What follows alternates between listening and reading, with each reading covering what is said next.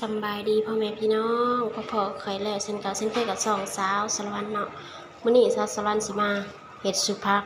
สูตรบ้านคอยเด้ออันนี้ก็คือผักกาดหน่อยเนาะผักกาดอันกวางตุ้งอันนี้หยวกกล้วยเนาะแล้วก็กะหล่ำหรือผักซูบ้านเฮาเนาะส่วนอันนี้เป็นผักอีหุ่มผักอีหุ่ม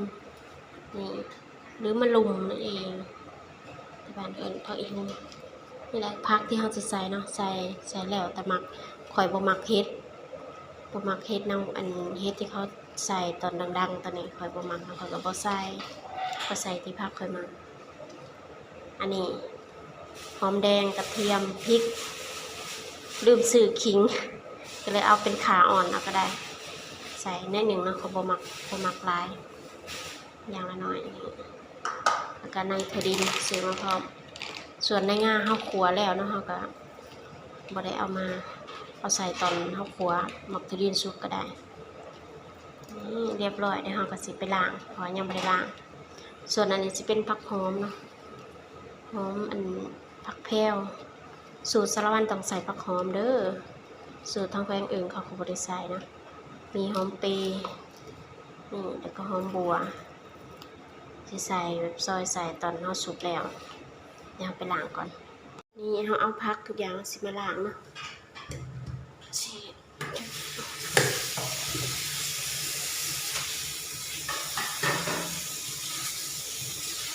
หอมเปรย์เนี่ยปัญหาของบริษัท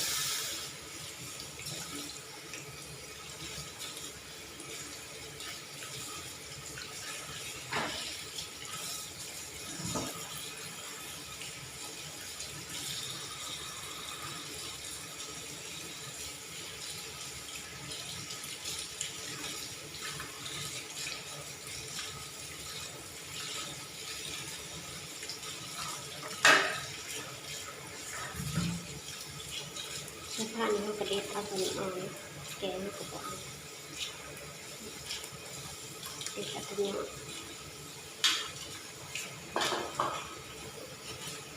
ใส่ยางละหน่อยเขาเป็นใส่ลาย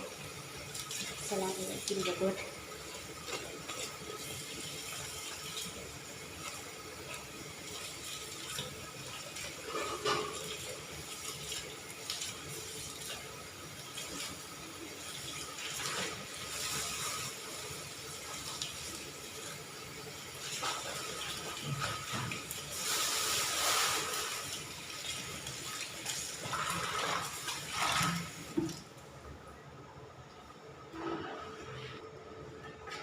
เนี่ยสิหั่นน้อยๆนะเพราะว่าไปลวกมันก็จะได้แบบ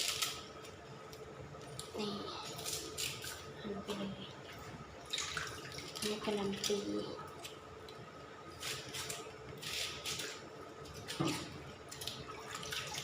ยก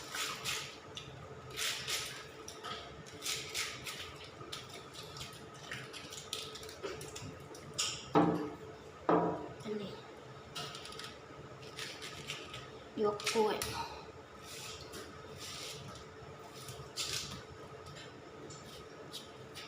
วยก็เอาอ่อนๆนะหลอกออกลายเต๋อให้แกแต่ว่าลวกมาแล้วมันก็อ่อนนุ่มดีเลย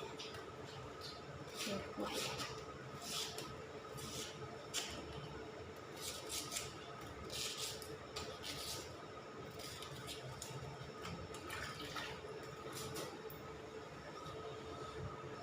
นี่พักเข้าซอยเรียบร้อยนะก็จะเสิร์ฟทำแบบนี้เราจะไปลวกแล้วกันหน่อยเลย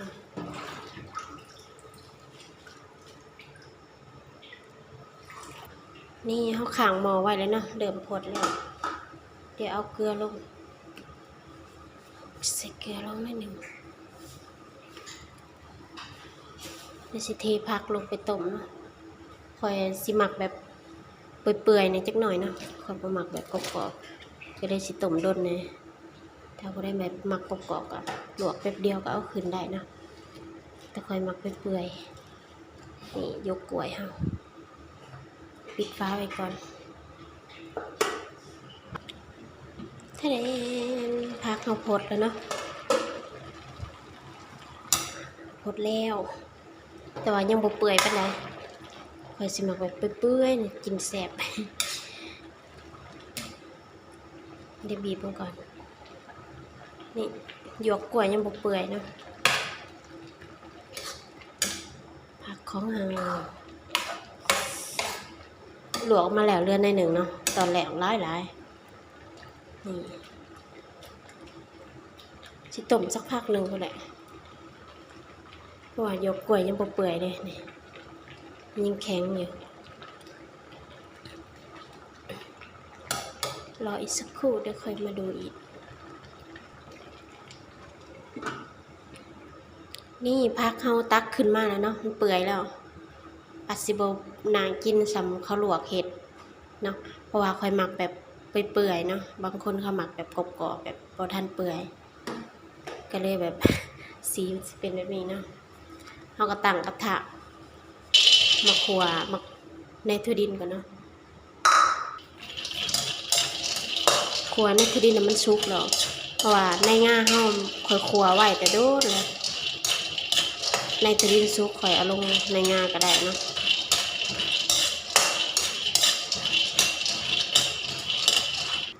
นี่ในถั่วดินเฮาเริ่มเหลืองแล้วเนาะเฮาก็ใส่ในง่าลงไปพอในง่ามันสุกแล้วเฮาแค่ไปอุ่นแล้วมันหอมซื่อๆเนาะ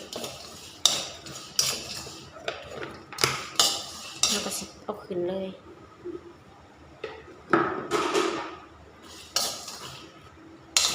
ตักขึ้นเลยนะ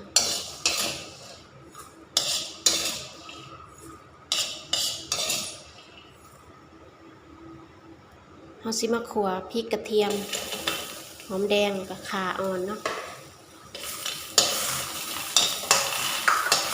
คั่วพวกนี้ต้องใส่เกลือเนาะใส่นิดนึงเดี๋ยวมันสิแสบ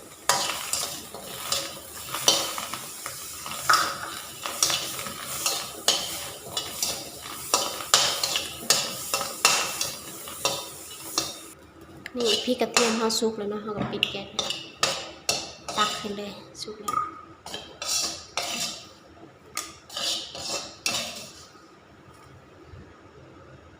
นี่ในงาเฮาก็มาใส่โขกกันเนาะ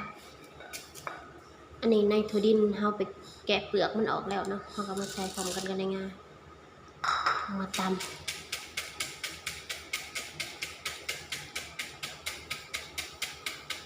มันละเอียด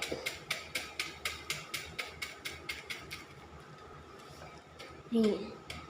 ถั่วเฮาก็ละเอียดแล้วเนาะเฮาก็บ่ได้ตำแหลกปานใดดอกตำแบบพอมันหย่ำแบบกึบเรียบร้อยเดี๋ยวเทใส่ถ้วย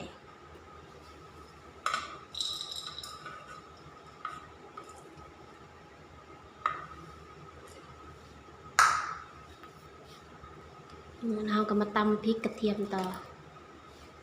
เราสิใส่บุเผ็ดเป็นไรนะเรามากินเผ็ดหลายบ่ได้เลยก็ได้ใส่พริกน้อยถ้าผู้ได้มักเผ็ดก็ใส่หลายๆเด้อ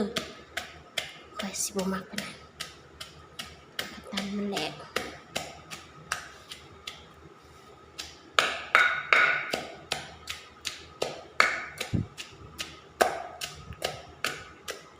เลยเนาะเดี๋ยวเราก็สิตักขึ้นนี่ถ้ามีขิงเนี่ยใส่ขิงมันสิหอมกว่าข่าเนาะแต่เราลืมสนิทเลยบ่เป็นหยังเนาะบ่ใส่ก็ได้แล้วก็ใส่ข่าอ่อนไปแล้วเรียบร้อยเดี๋ยวเราตักก่อนนี่เราเตรียมพร้อมทุกอย่างแล้วเนาะอันนี้ผักของเราก็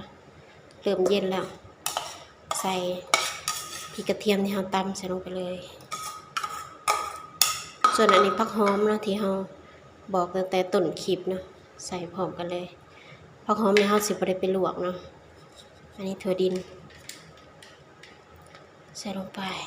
เอาไว้ห้อยหนานะพร้อมเราก็สิมาปรุงเนาะเครื่องปรุงกันง่ายๆใส่ผงนัวลงไปแล้วก็น้ำปลาแดกแค่นั้นจบสิเน้นแบบผงนัวกับน้ำปลาแดกง่ายปะทีราดลงไปเลยเรียบร้อยเดี๋ยวเราก็สิคั่นมาดิเราสิใส่เป็นถุงนี่เนาะ ถ้าขันมือเปล่าๆยันแสบมือเนาะแล้วก็สีขันสุภาพของเรานี่หอมตัวนี้อันนี้สูตรสารวันเด้อ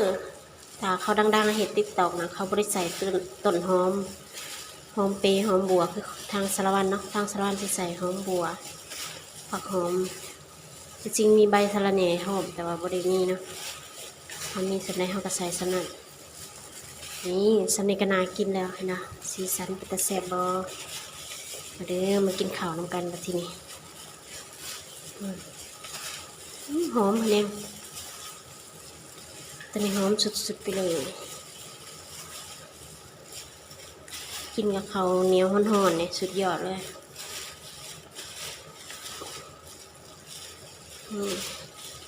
เครื่องปรุงกับไงแห้งใส่แต่แป้งนัวกับอันน้ำปลาแดกโปคือยกเลยนี่เป็นตาแสบแห้งหอมบริกินเฮิงแล้วนะเพราะว่าเห็ดอยากกินโบเบิร์ดอกกินคนเดียวก็เลยเห็ดแบบซันนี่ถ้ากินหลายคนเนี่ยแห้งแสบเดี๋ยวซิมเบิ่งก่อนนะซิมเบิ่งก่อน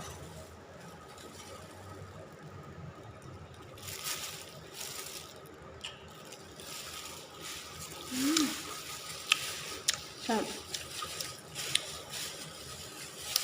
พอดีแล้วแสบแห้งมาได้มากินข้าวเด้อวันนี้เด้อต่ออีพีสองเด้อกินข้าวอีพีสองน่ากินแห้ง